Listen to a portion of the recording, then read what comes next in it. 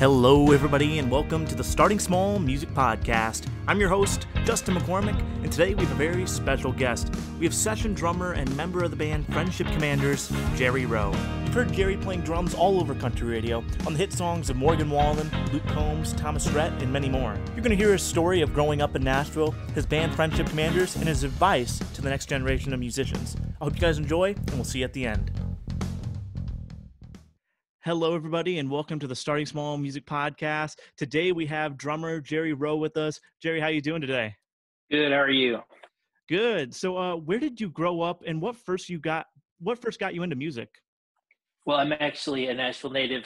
More properly, I was born in Franklin, Tennessee, kind of the Thompson Station area, but definitely born into it. Third generation musician. My dad was a bass player.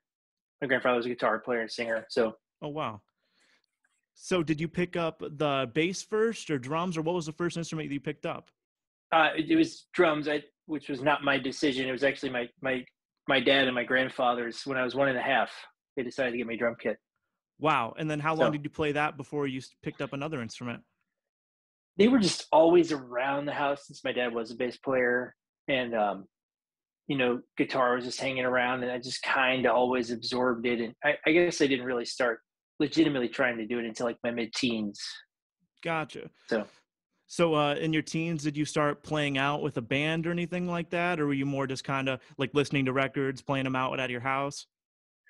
Yeah, I had two prominent childhood bands, one with a friend of mine named Matt from like 9 to 14. And I'm totally skipping one actually. There was my very first band only ever ended up playing like Metallica covers in our garage. It never got out. Never got past that point. But my band after that was around for a few years. We played a few gigs, and then that was through my teen years. And then around like 17, 18, I joined my first band that legitimately tried to like play shows and make it. And, that's around when I also moved out and started playing for a living. Totally. So growing up in Nashville, did you go to school with anybody that's like popping in the industry right now, either artists or songwriters, producers? A lot of some of the current players like Eli Beard, I didn't go to school with them, but I knew them from other, just like the school community, like parents, friends, like Eli Beard, who you may have encountered, bass player, and Derek Wells. Yeah. Chris Donegan's also a native. He ended up in it. A lot of natives really didn't. Everybody just moves here to get started. But I know like Mitchell Tenpenny, like the Tenpenny family's got a long Tennessee history. Right. Yeah. I saw that him and Ernest both grew up in Nashville together. And a lot of those guys, all kind of grew up in that area together. Yeah. Ern's from here. Man, it's hard to remember. I think of us as such a small group. I just assume nobody's from here, or I forget. Totally. So did you go to college out of high school, or did you already know coming out of high school that you wanted to do drums professionally? Well, I didn't go to high school, so I didn't go to college. Oh, really? I ended up dropping out in 8th grade. Oh, wow. What made you decide to do that? Well, I didn't really decide to, but like circumstances in my life just kind of made it to where that's just what ended up happening. I got you. But yeah, I was in an accident when I was 11, and just kind of set the stage for a weird set of teen years in which I played a lot of music and was, going out to a lot of shows, and like I had a good life then, but I wasn't going to school. Totally. So do you think that could kind of let you really get into music at an earlier age and hone your craft? So you knew that's what you wanted to do at an earlier age? Yeah, a bit of a side effect of the accident was I was really unable to focus on things that I didn't think were very relevant to me anymore, which school was largely irrelevant in my mind because I just knew I was going to play music. Gotcha. Who were some of the first bands you really listened and deep dove into that got you into loving music? Trying to think. I always give like the same answer, but it's pretty accurate. I was really into King Crimson back in the day, really into Metallica. Really into a lot of the like late 80s metal going into the 90s and into grunge, and Soundgarden was really important for me. Yeah. And also a lot of traditional country and like the band and Elvis Costello and that period of stuff. Totally. So what was the first job you got in the industry? Did you already just start doing session work from the beginning, or were you playing around town? What did that look like? Technically, my first job, I did a demo session for my dad when I was 11. Oh, no way. Nobody else was available, and he's like, just let my son do it. That's awesome. And Yeah, I did my first bar gig the same year. Um, and my first proper tour was a 3-month stint with Gretchen Wilson, after which I got fired at age 19. So that was fun. Really? Yeah. Wow. And then when did you branch into doing session work full time? I moved to LA for a while, and I moved back here around 2012, and I guess in 2014 is when I really went for it. Ever since I moved back, it was a big part of my life, but I really like stopped touring for other people, and except for my band, and then started doing session work around then. Gotcha. So how does the LA music scene compare to the Nashville music scene as someone that's experienced both? Man, I don't know what it's like now. When I was there, it was incredible. It was very like brotherly vibe. Um, all the bands were like really supportive of each other, and it's great players out there. And it was around 2010, which a lot of people have told me was when it kind of peaked. Really? Um, yeah, I really liked it. It is very different. The player culture is different. They're kind of more celebrities there in a way. It's whereas like in Nashville, just kind of like everyday normal folk. It's like a normal job here. Um, I did love it out there, like culture wise, and like the food, the weather, everything was great. But I don't know what it's like now.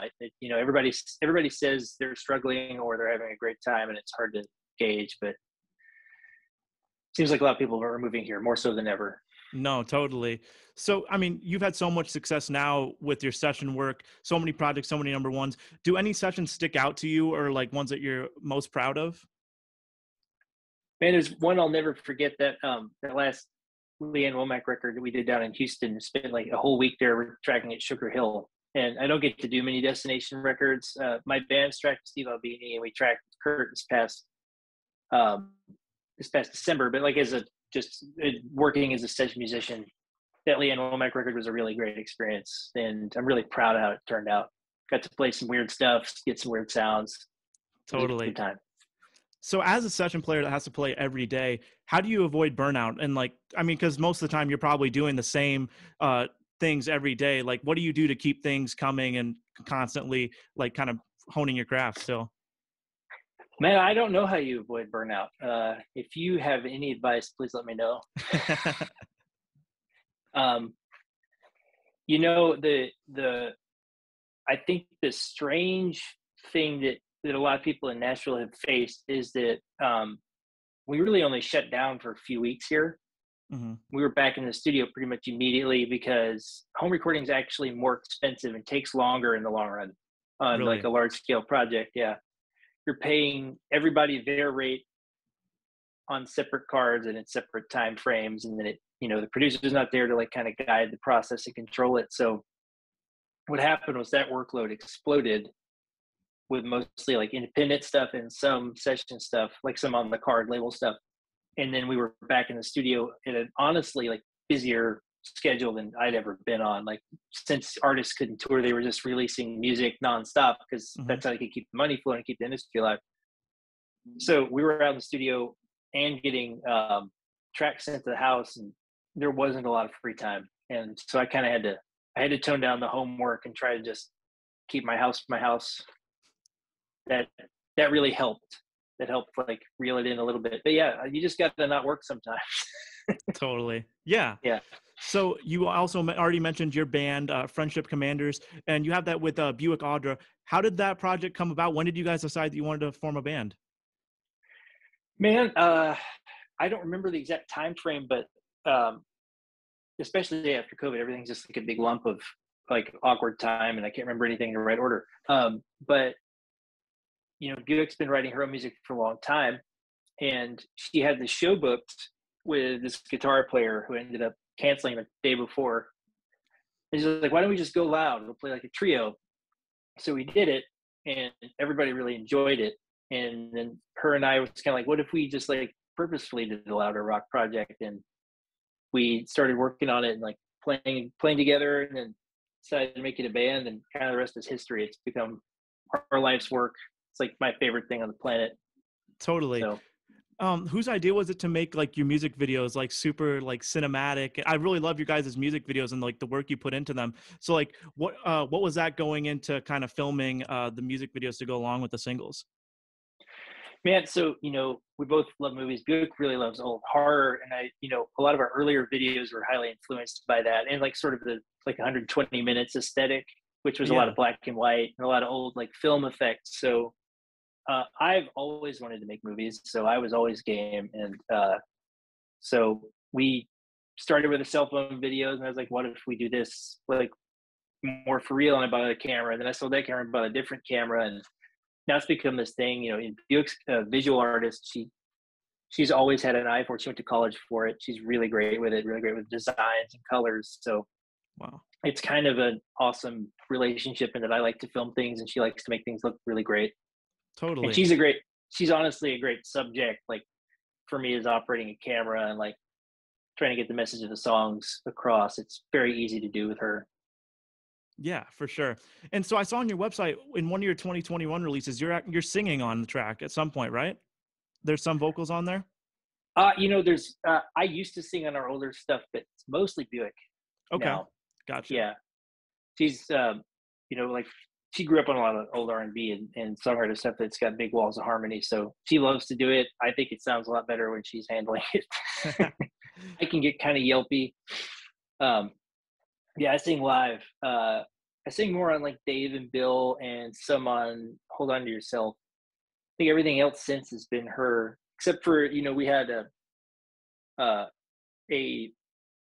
Native American speaker on Stone Child who's actually delivered the bridge in Lushootseed, which is the native language of the tribe there, and that was a great experience. Wow. So you guys are currently working on your upcoming album, correct? Yeah, we got new music headed out somewhat soon. We're figuring out when to get it out, when to get on the road. Pretty excited Totally. about it. How would you describe the sound of the upcoming project? Oh man, it's so hard. It's still us.